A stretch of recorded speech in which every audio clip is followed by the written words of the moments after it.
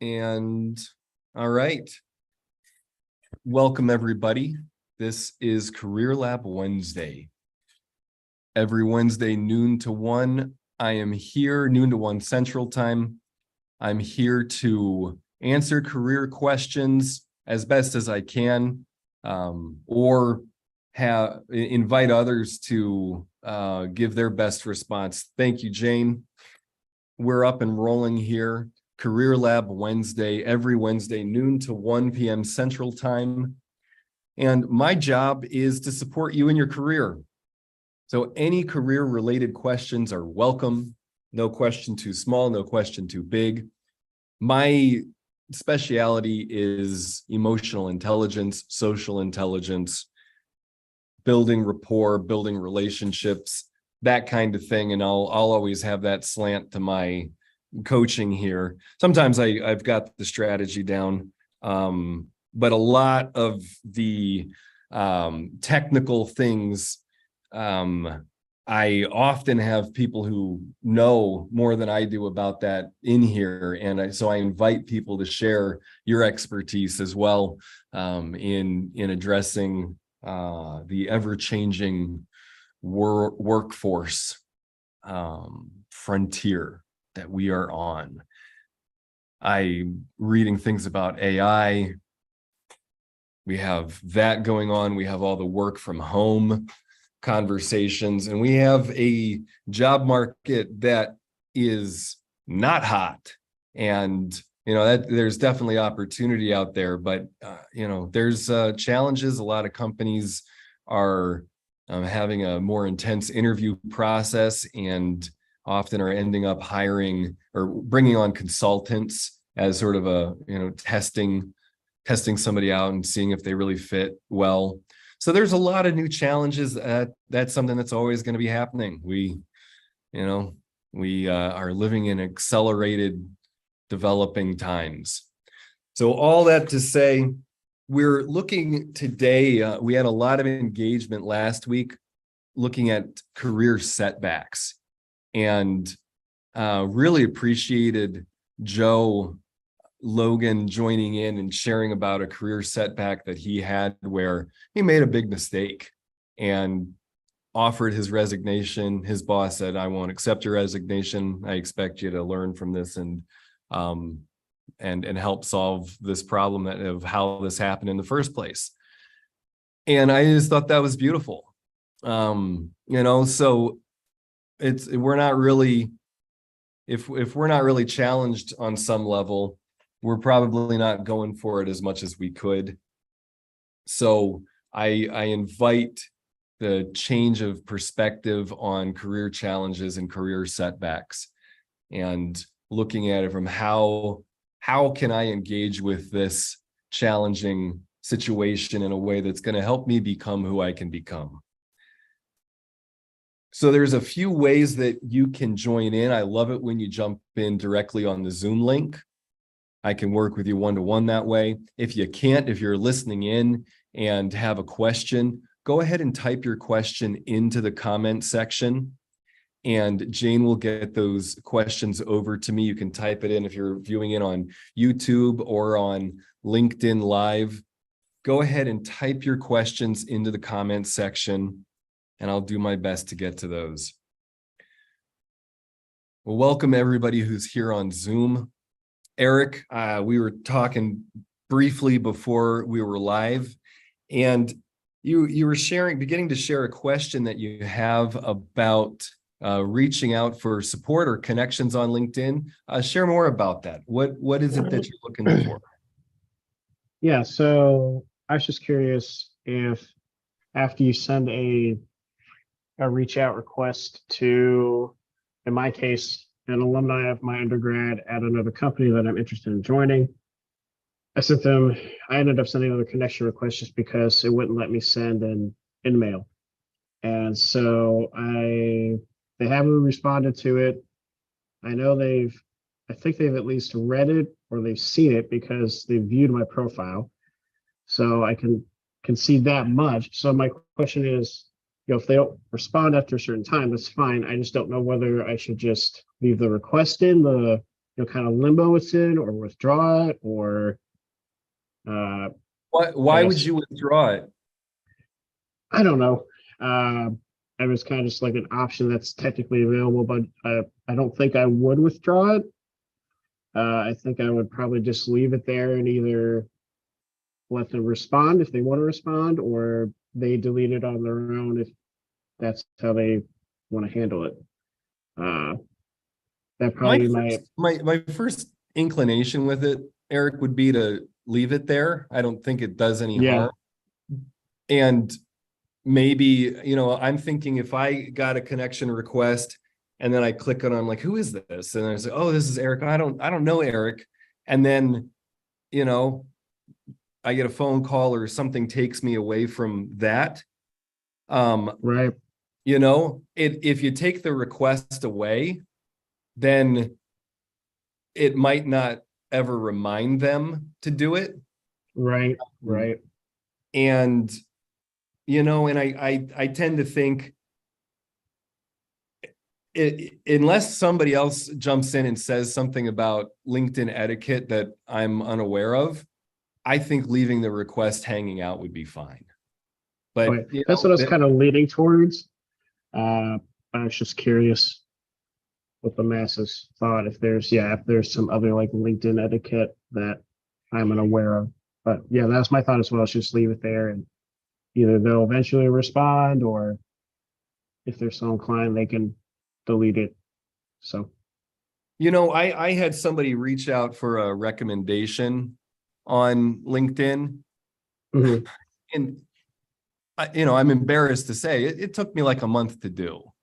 right, yeah, But and if they had withdrawn it, I wouldn't have had the reminder to do it and be like, oh, right, here I have a little time between sessions. Let me get this out there, because it's it's like I want to support somebody, and I think leaving it on there is a good idea. I don't think it causes any harm. okay, Cool, Eric. Thank you. Good yeah, question there.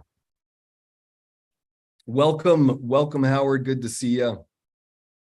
And welcome, everybody. Reminder, you can jump in on Zoom directly. I love it when you do that. I'm able to talk to you directly. If you aren't able to, then go ahead and type your questions into the comment section, and Jane will get those over to me. I'll do my best to answer them. Welcome, Howard. Good to see you again. Do you have any updates for us? Here's the updates.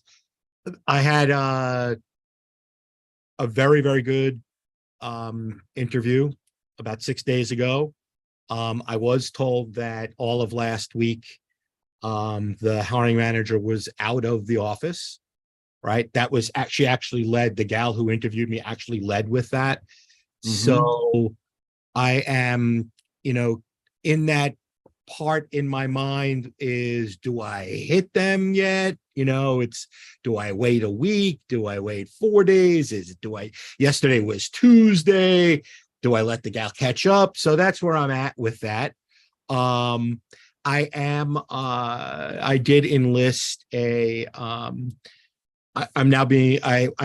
got involved with a coaching group as well, that to just tighten up my resume and reformat and optimize my LinkedIn.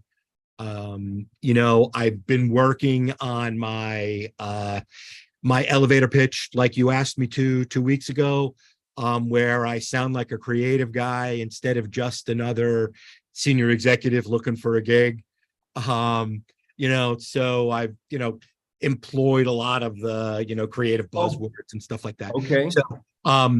So that's where I'm at. I got another hit from University of Illinois, where I had to fill out, the way they do for the beginning of their interview is they send you a very long questionnaire where they ask you about your expertise and what value you bring and all of that. And I'm pretty good at that. I'm a decent writer. I'm not going to say that I didn't use Grammarly to help, bring some new ideas because why not use the new tools, right? And, just ran it by. So it needed to be there Monday of this week at 5 p.m. So obviously I got it there by Friday at 2:00. So, it's just the kind I don't wait. I'm like, not, if I can do it, in my whole professional career, if I can get it done now and the milestone is 3 days out, it means that I can really look at it and polish it so that I'm representing either my client or myself in the best way. I love that. And you also don't have to spend the weekend with the anxiety about it. Right. I didn't wait until Sunday at 4:30 and say, oh no, you know what I mean? It gave me, I gave myself a deadline of Friday at 3:30, and started early, and I make Word docs and, start to really, it's the way I write, when I need to write copy for a client or if I need to review something, I like to fill my head now, right? And because it leads me to, maybe 3 days from now coming up with some other gem that I might be able to share. Mm-hmm. Okay. It's also, when I was a kid, I was a little bit of a procrastinator.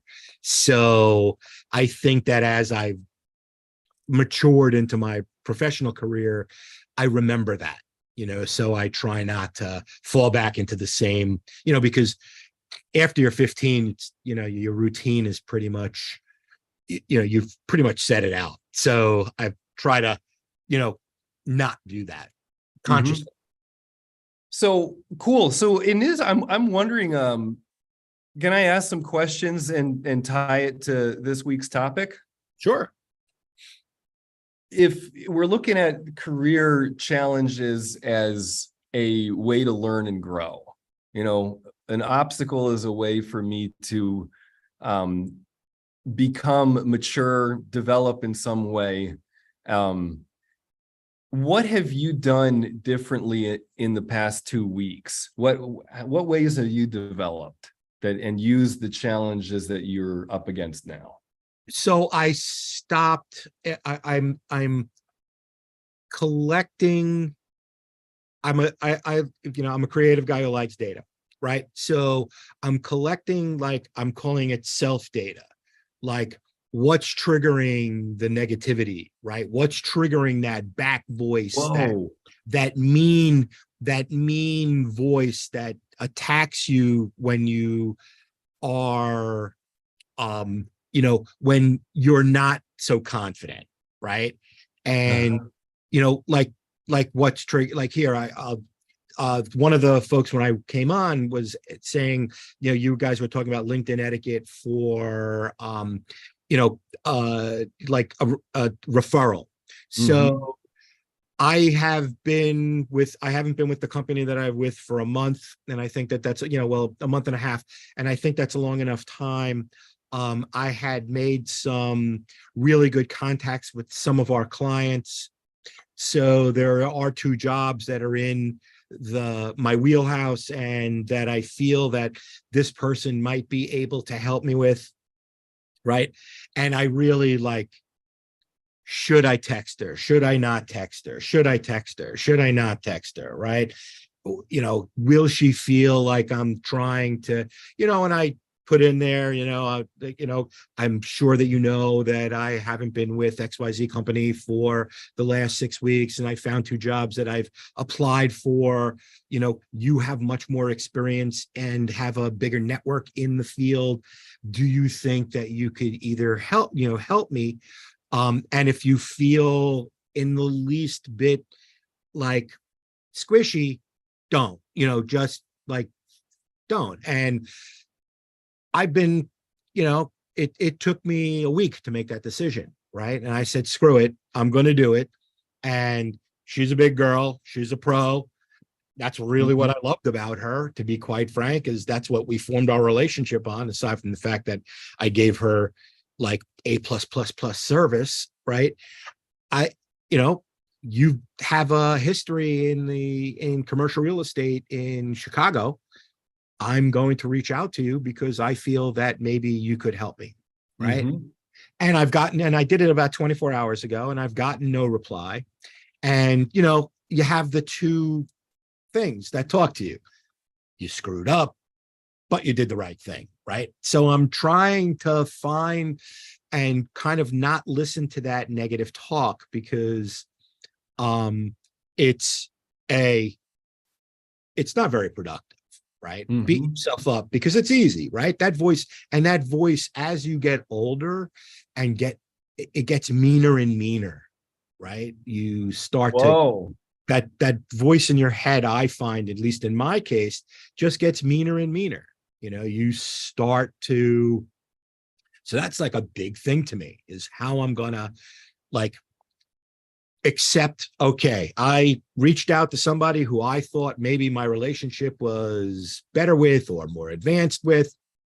And I said this to myself this morning. I was like, you know what? You didn't do the wrong thing. You did what you thought was going to help. If it works out, it works out. If it doesn't, accept it and move on. Right. Mhm. That's really that. So I'm trying to find more of that. Right. Because I think that what happens is, at least in my case, is you reflect what you're thinking to interviewers and especially when we are doing it this way, right? When we're not in the room and they don't see that I'm sitting up straight, and they don't see that I have my hands on the desk, and I'm, or my hands placed in front of me where I'm serious.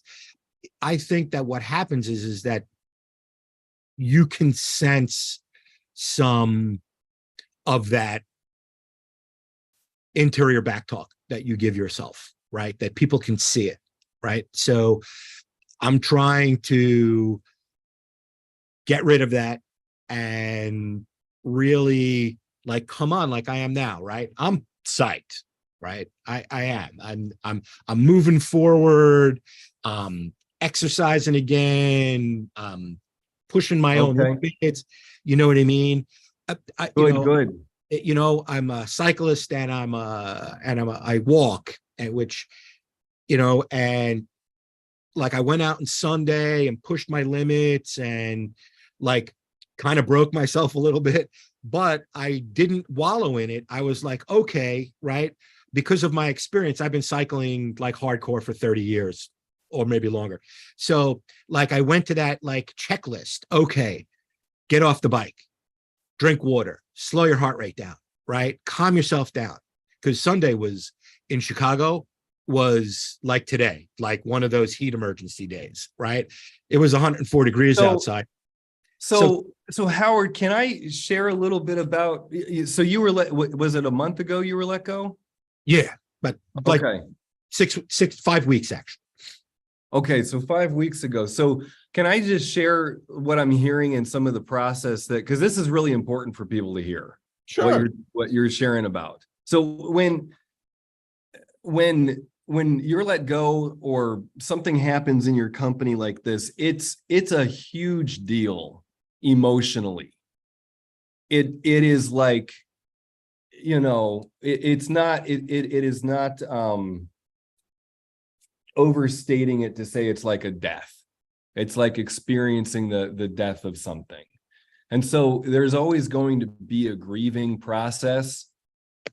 Sometimes people won't have that until they get the next job, and that's how they'll start letting themselves feel that. Sometimes it happens right away, but there's an important thing. And so what I'm hearing that you're doing, Howard, is that you're catching, because that's when you're having all of those feelings, that's going, most of us, and when I say most of us, I really mean all of us. When we feel fear, hurt, anger, or sadness, our primary response is that we think something's wrong with us, like as human beings. We think we're like bad people or something. And so it's just how we're wired. And for some reason, this is where we're at in the state of human evolution, is that when I feel afraid, hurt, angry, or sad, one of the first things I'm going to do is criticize myself.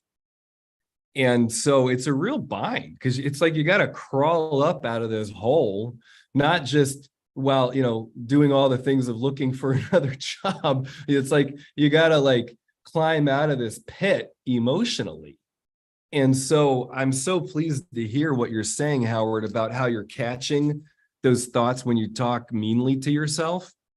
And one of the things is I'd ask you is, Howard, would you ever talk that way to anybody else? Yeah. No, I saw you say no. No, because some of the talk that way you talk to yourself like that is absolute nonsense. And so that's good. And so that sort of that edge of like, no, like, and there's a little bit of anger in that, like, no, I would not talk to anybody that way. That's actually helpful to then internalize and turn that anger rather than turning it in on myself, but to say, no, I'm not going to talk to myself that way. That's ridiculous. And to have that and to be able to catch that, because I am going to feel angry. That's if I try to say, George, don't feel angry, I'm in a heap of trouble because I'm going to be suppressing the natural flow of who I am as a human being on this planet. But if I can catch that anger and use it productively, like what I hear you saying, Howard, of like, okay, I'm going to cycle. I'm going to take the energy. I'm going to take any aggression. I'm going to take the thing and I'm going to use it, do something with it. Because if I just let that bounce around internally, nothing good's going to come of it. And the research on this stuff about negative to positive self-talk, by the way, this is a exercise that we do in our EQ programs. It's called negative to positive self-talk. And what the assignment is to keep track on a pad of paper. You make a column on the left and a column on the right. And unless you're, if you write the other way, if Arabic, then you would do it. You want to do it in the direction of the flow. So if you're writing it in Arabic, you do it right first and then to the left. So you want it to be moving. So, but for English, it's going to be on the left, you write negative self-talk at the top, and then on the right hand, positive self-talk.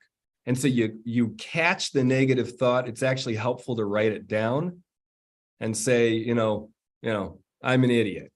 And then be like, wait a minute, no, and then write out, I'm learning new things, or whatever the positive thought that you can glean from that initial shock of a negative thought.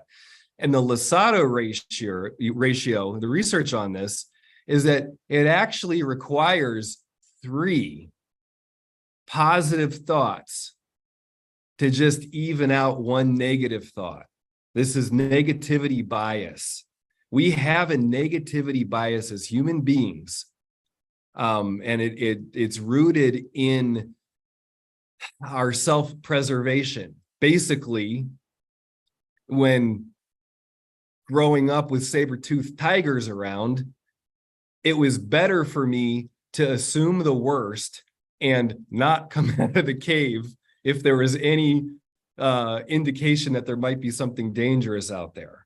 And so we're very hardwired to believe that things are worse than they are, and for good reason. It's part of how we got here. It's part of how we survived. But to be able to catch that around these moments like job hunting and going into interviews and all the things that are in there, and to start that practice of negative talk to positive talk, and when possible, get in 3 to even it, and then get up to 5 if you can, because that's where you actually start to build internally that sweet, loving voice, that soothing voice, the way you would talk to your kid, the way that you would talk to somebody that you love. To build in that internal loving voice actually takes extra effort to counteract that built-in negativity bias that we have.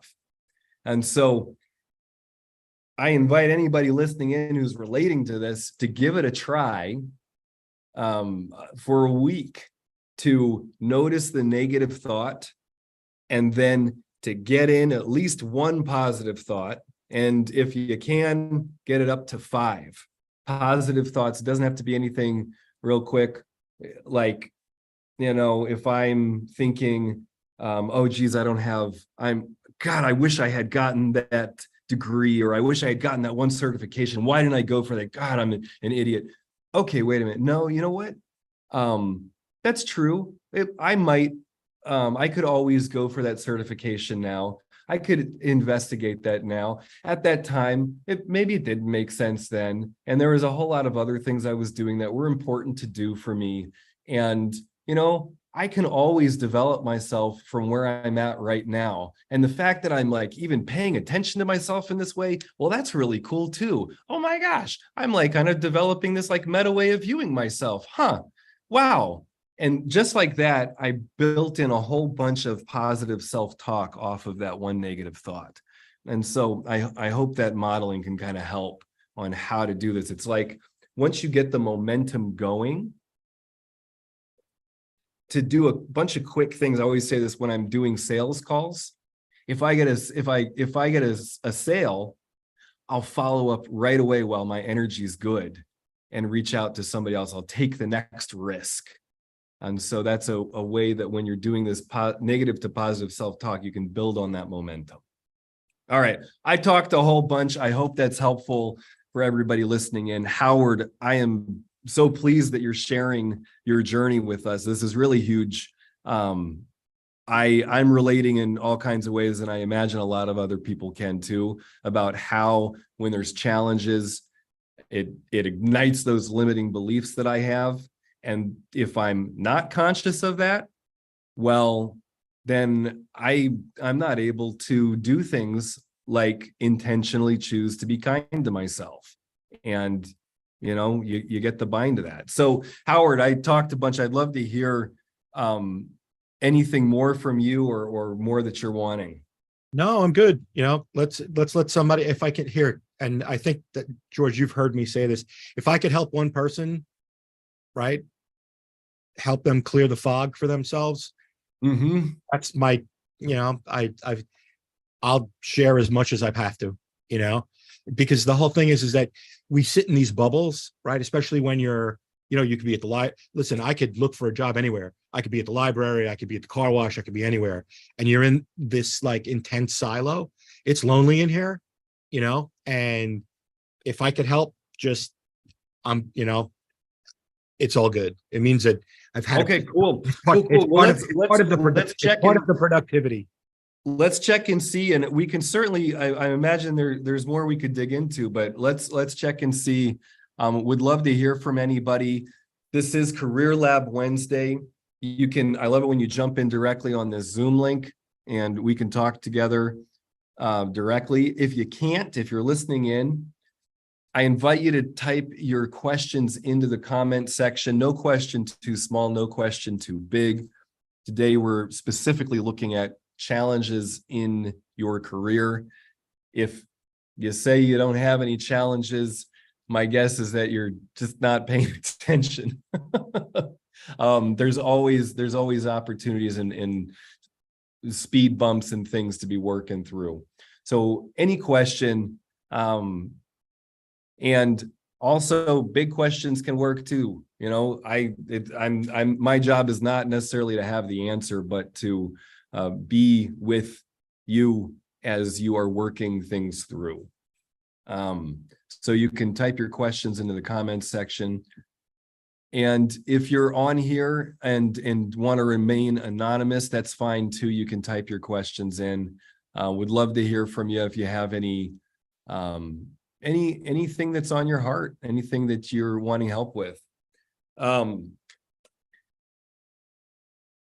I was remembering how we ended last week's call and wondering if there was anything more you wanted to work on with that, with communicating, how to communicate expertise. Back again. Excellent. Hey, Vern. Hi, virtual Vern here. Hey, virtual Vern. In any event, I appreciate the conversation we had last time, but I'm really earnestly looking at issues of cover letter. You may sound very basic for people out there, but it's in my scope right now. What's the issue with the cover letter? oftentimes it seems like that takes time away from the time when people are looking at your resume. Your resume in many ways is a statement of your what you've done. Vern, right there. Some feedback is you have a question and you're putting it out there.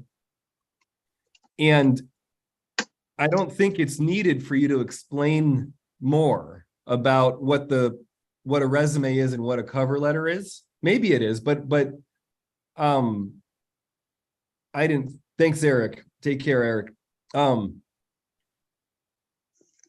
What is your question about a cover letter? Okay.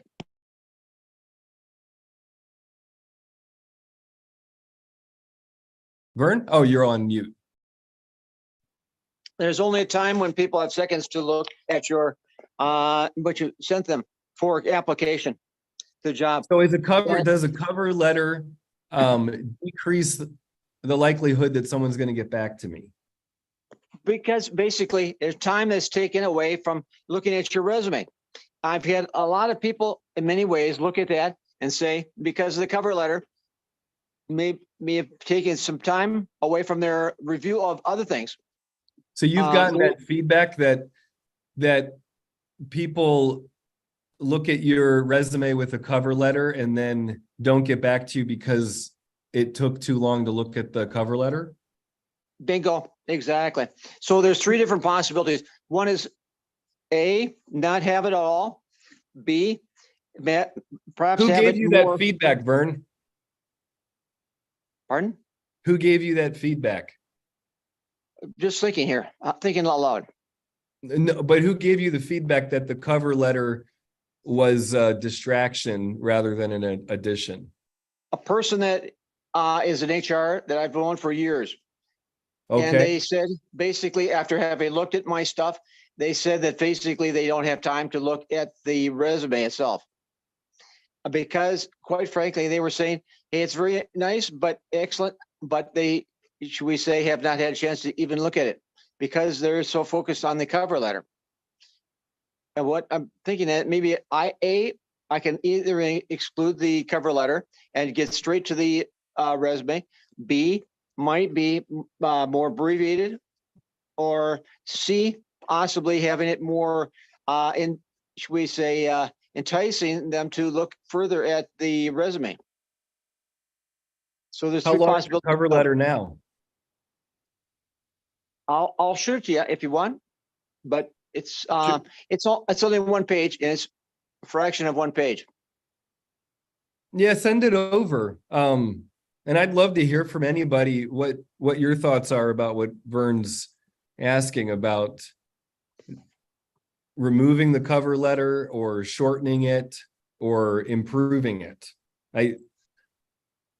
To me, shortening and improving it sounds like a good idea. That's what I'm thinking about doing, what I'm trying to do. And I'm creating, in the process of creating a cover letter might be more of a transmittal letter. And it cuts the quick. Not a lot of fluff in it at all. Just basically an introduction. I'll cover the things that need to be covered and go from there. Okay. Basically. Yeah, go ahead and send it. Let's whittle this thing down. Okay, I'll shoot it down. It's, should we say, at your location there? I'll shoot it to you. Okay. Okay, cool. And maybe you could certainly visit with us in the meantime. Well, and I'd be happy to do it right now. Okay. Not in my computer right now. Okay. Well, then maybe we'll do it next week. That's ditto. Yes. That's great. I appreciate your insight. It's very excellent. About what? Everything that we've talked about. I've been virtual Vern for days, as you know. Okay. And therefore I'm very knowledgeable about it. Appreciate what you shared. Okay, cool. Well, totally. So, and that's something I wanted to bring in today and share is, these videos are on YouTube and, people can go back and review them for, especially when we've done deep dives into LinkedIn and resume updating, but I am putting more videos on my YouTube channel about emotional intelligence and training in emotional intelligence skills using research and lessons and things there. So it's stuff that you can listen into and engage with. And so this exercise that we talked about today of using the assignment of positive to negative or negative to positive. See, I want to go, I'm Freudian slip there. I'm used to going to the negative, but so of going from negative to positive self-talk, that kind of thing, I'm going to be sharing more and more on YouTube, things about how to use your feelings, how to feel your feelings more in your body and use them as important data in conversations, how to get more comfortable. I was thinking of calling it the EQ gym. You know, if you go to the gym to build muscle and develop your agility, this is like developing your ability to be present with your emotions in a way that has you make deeper contact with the human beings in your life. And so that, thank you, Jane, for sharing that. Right now I'm calling it 50 ways to live your life as an adventure. So take a look at that, subscribe. There'll be more and more videos going up on that. So thank you for, I'm allowing that plug in there. But I want to invite anybody to share what challenges are you facing in your career? What support do you need? What questions do you have?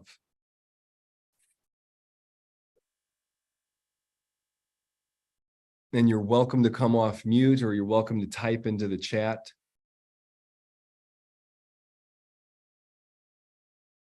And for anybody viewing in on LinkedIn Live or YouTube, you can type your questions into the comment section.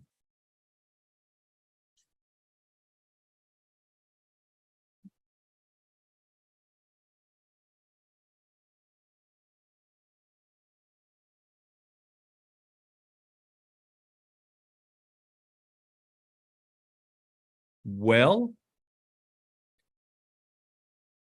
perhaps that's it for today. I'll hold on for a few moments here, as I know it might take some time to type some questions in, but let me know what you're working on, what challenges you have, what career setbacks you might be facing.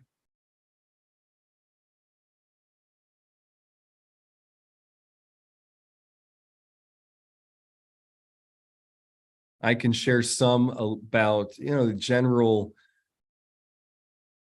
One of the things a lot of my clients have been coming up against is, particularly around the job search, is that companies are wanting consultants. They're wanting to hire for specific projects and not necessarily wanting to bring somebody on board full-time as a full-time employee because of the if it doesn't work out, how much that can cost a company.